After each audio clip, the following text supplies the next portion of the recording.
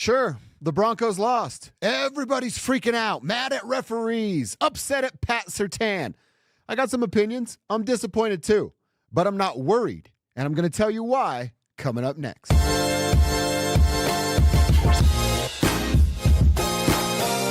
All right, Broncos country, let's have this conversation. Let's dive deep into it here on a Monday. Of course, it's an overreaction Monday. Spent a whole bunch of time down the hall doing exactly that on the radio side of things. Don't forget, on the radio, 10 to 2 every weekday on 104.3 The Fan, right down the hall here with my man Cecil Lammy. And I understand why people were upset, but I'm going to tell you today why you shouldn't be worried about the long-term outcome of these Denver Broncos. All right. Offense bad in week 1, defense good in week 1. You beat up on the Tennessee Titans and rookie quarterback Cam Ward. Fast forward, get to Indianapolis. Oh, Freaky Friday switcheroo going on.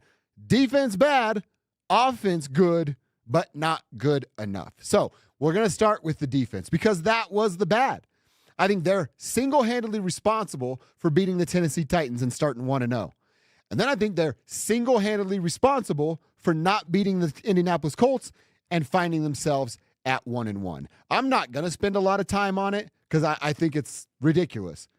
The leverage call was a penalty. That's not why the Broncos lost. That is not why the Broncos lost. Now, you want to argue about the rule itself? Sure, I'm down to do that. It's a really stupid rule. The NFL plays 60 minutes of football, and then that one instance they care about player safety, okay, sure. Maybe the moms that are raising little Jimmy, the 6th grade football player, might believe that, Mr. Goodell, but I don't. You're not getting one over on me. You don't care about player safety. It's a cool look, and perception might lead that way, but it's not about player safety. That's the rule. It was broken by the Broncos, and they got called for it. It's not why they lost. They lost because the defense was terrible. They lost because Patrick Surtain led the team in tackles. PS2. Led the Broncos in tackles. He had 11 of those things, and 9 of them were solo. You know how many solo tackles PS2 is supposed to have every week? 1. And then the quarterback goes, what the hell am I doing throwing that side of the field? Daniel Jones was not afraid of PS2, and you saw it from the jump going his way. Michael Pittman getting over on him. I watched a big 3rd down get completed to Alec Pierce. Pierce with PS2 in coverage. And CBS actually showed it. His hand was right there, but he's trailing a drag route on a wide receiver with speed, knowing that there's congestion in the middle of the field. I mean, Pat Surtain knows more about football than I'll ever know. He's forgotten more about football than I'll ever know. You know, when you see a drag route cutting across the field, there's going to be congestion, and you've got to ride the hip rather than the back. And he did it the opposite way. But you know what? I watched Patrick Surtain get picked on, bullied a little bit, for the first time in his NFL career. I've never seen that before. And you know what I'm betting on, and will hold my breath on? That we don't see it again anytime soon. You think Justin Herbert's going to try that same card? And Ladd McConkey and Justin Herbert are going to pick on it PS2? I don't think that's the case. Now, you can have the conversation if you're a doom and gloom type of person of, oh, well, they just exposed PS2. Now everybody's going to go at him. Good. Go at him, Justin Herbert. Who's after that? Jake Browning, now that Joe Burrow's out? Go at him, Mr. Browning. Hell, Jalen Hurts. Go at him, Jalen Hurts. My money's with Pat Surtain, and I'm not going to waver with the confidence I have with Pat Surtain. And if you do, you need to check yourself a little bit. That's the reigning defensive player of the year. That's a sure thing at cornerback out there. You can't have good games for 17 straight weeks. Pat had a bad one. I'm going to call him on it, but I'm also going to give him benefit of the doubt because that's everything that he has earned. I believe in Pat Surtain. I think you should too, Broncos country. And then you go to guys like Nick Bonito, Zach Allen. I know Zach got banged up, but was that like the first play? But I have my philosophy. If you take the jersey or get back into the game, I don't want to hear about your injury. Zach didn't say it. PS2 didn't talk about it.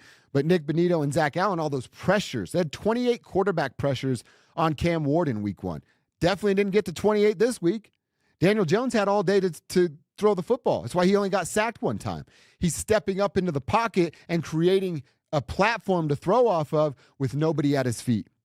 Nick Bonito and Zach Allen got to be a lot better. John Franklin Myers, you're playing for a big bag, and you're jawing with people more than you are making plays. Not a good look from any of those 3 people. Jay Coop, how about Cooper? Almost with that weird one-handed interception. I don't think he knew the ball was coming, so it's not necessarily on him.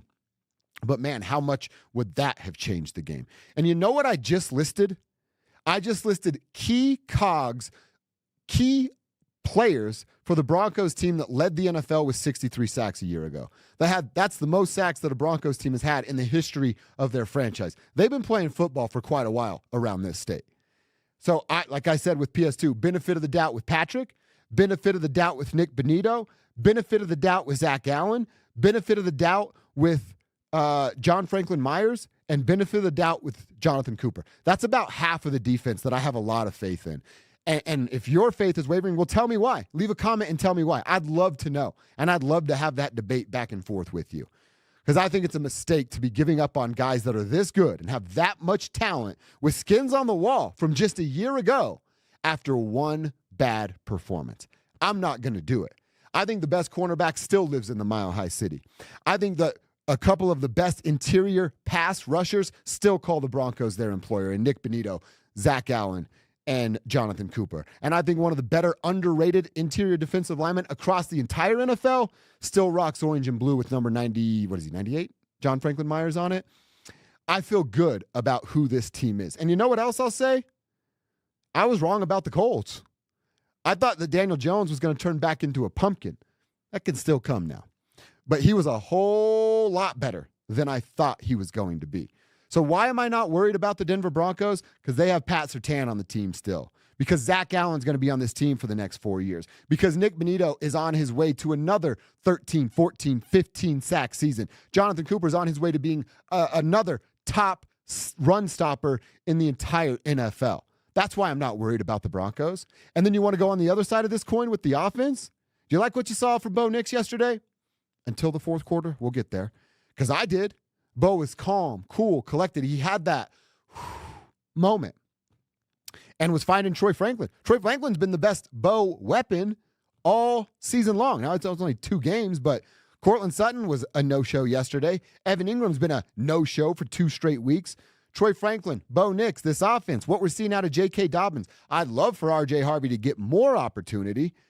Those are reasons I feel good about this offense. Sure, it sucked yesterday. I'm not trying to tell you not to be upset about the loss. But what I am trying to tell you is don't go burning Broncos jerseys. Don't go selling season tickets. Don't get on your phone, on Twitter and social media and go, Sean doesn't know what he's doing. Bo's a bust and PS2 should have been traded. You look foolish. You look desperate. Don't do that. It's 2 weeks. Do not give up on this Denver Broncos team. I'm not.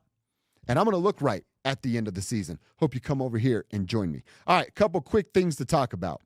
That's the good. I'm not giving up. I really don't think you should either. But boy, do they need help at inside linebacker. Dre Greenlaw, are you going to play? Are you not going to play? They made 2 huge offseason acquisitions. They found a joker, or so we were told. How's that worked out? 3 catches so far for Evan Ingram. And then they addressed inside linebacker, which they had ignored since Danny Trevathan took his Super Bowl ring after Super Bowl 50 and went to Chicago. Alex Singleton's over 30, and he's coming off of a serious injury. Can't move the same way. Justin Trinad is a special teams player that's gotten better as an inside linebacker. You wouldn't have known that watching yesterday. And Dre Greenlaw can't find the field. They need to do something at inside linebacker. It's still early. As I said, we're talking on September 15th if you're watching this today.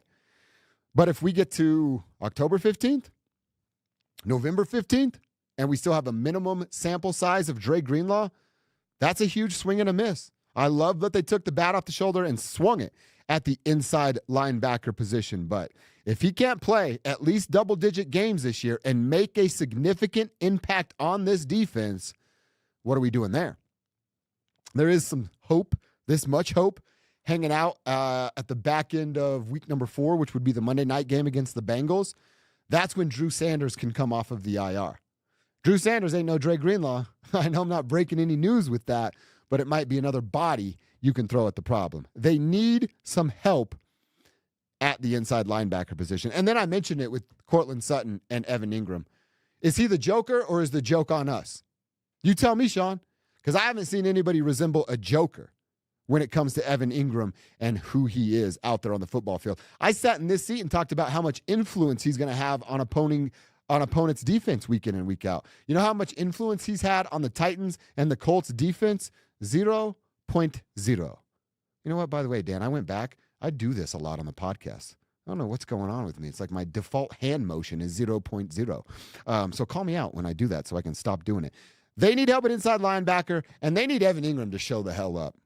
If Evan Ingram doesn't show up and Courtland Sutton's a one catch for 6 yards kind of guy, this could get ugly for Bo Nix in the offense. The emergence of Troy Franklin's been great.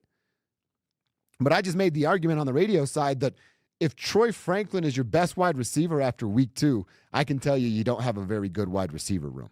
And that sounds like a knock on Troy. I'm not trying it to be.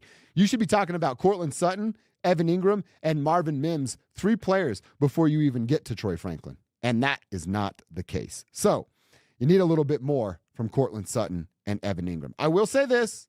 One good thing here about Sean Payton, I loved how much he committed to running the ball early. Running the ball early really set the tone. That's why they were able to get going and come out and throw that first punch against the Indianapolis Colts. So if you look at what it was Sunday, let me pull up the box score real quick. In Indy, Bo threw the football 30 times. They had 24 running back rushes, but 3 of those came from Bo Nix. So really you're looking at 21. If we can go back to what week 1 was, and that was 40 passes to 22 rushes in week 1. The 30 to 21 here, 20 because Tyler Bidet got one, and I'm really looking at just RJ and JK. If you look at Bo Nix passing attempts versus RJ and JK rushing attempts, it's 70 to 42 after 2 weeks. 70 to 42.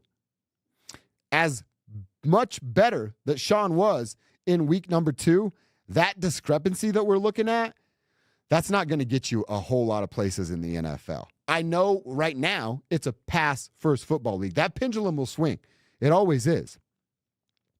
But 70 to 42, so what, you're running the ball 1 out of every 3 plays. Again, with a young quarterback, that's not a formula for success. 70 to 42. I love Bo Nix. Me and Sizzle are the Bo show. I mean, talks more about Bo Nix, or has, since he's been drafted than us. But less Bo and more RJ is a good thing for the Denver Broncos. That's more of a recipe for success. Less Bo, more RJ, more JK. Run the damn football. All right, and finally here, let's go back to that leverage thing for a second, because I've seen it so many times on Twitter. I know what I've seen. I've seen people taking screenshots of the Will Lutz missed field goal and saying there was a leverage play on that one. Come on, man. You look like a big old crybaby doing that stuff. That was the call. They missed it. Will Lutz should have made the field goal. You know what? JK shouldn't have spiked the ball and got the delay game. Who got the hands to the face? Was that Troutman? That's 20 yards. And then, by the way, you stopped the clock because of the flag being thrown. That's 2 40-second play clocks that you could have just wasted. We're talking about a minute, 20 seconds, and 20 yards. You think Will Lutz would have made that, and you take a minute 40 off the clock? Huge, huge mistake. But for those of you that saw that play, saw the flag go up, and then heard leverage, and you're like, what the hell is leverage? Let me give you the NFL definition of leverage. In the NFL, a leverage penalty is a 15-yard personal foul that occurs when a defensive player illegally uses a teammate or opponent to gain height to block a kick. This means a player either stands on a teammate or an opponent to jump higher or attempt to jump through a gap to gain an advantage in the blocking of the kick in the special teams play. Go back and watch it. That's exactly what was done. I think they called it on Uwazurike, but it was actually Dondre Tillman that did it, and Tillman said as much in the post-game press conference. Did it affect the play? No, but those are the rules. And Roger Goodell has to have perception of safety around the NFL. So you got. It wasn't leverage, a penalty on leverage, why the Denver Broncos lost this football game. It is a dumb rule.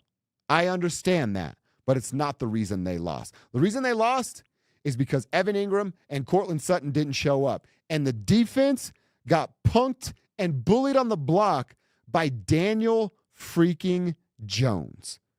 That's why they lost. That's why they're 1-1.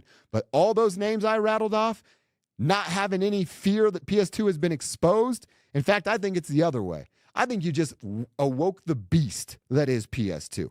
I hope and pray to the football gods that Justin Herbert tries him next week. Please do it, Justin. and watch PS2 have a house call on your head. I'm not worried about the Denver Broncos.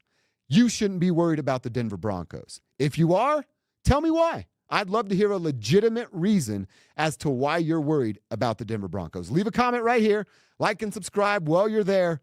And let's be cool, calm, and patient about these Denver Broncos. Guys, it's September. If things go right, we're talking about the Broncos in the middle of January, okay? So don't freak out about these Denver Broncos. This has been Dover on Denver, and now I'm done.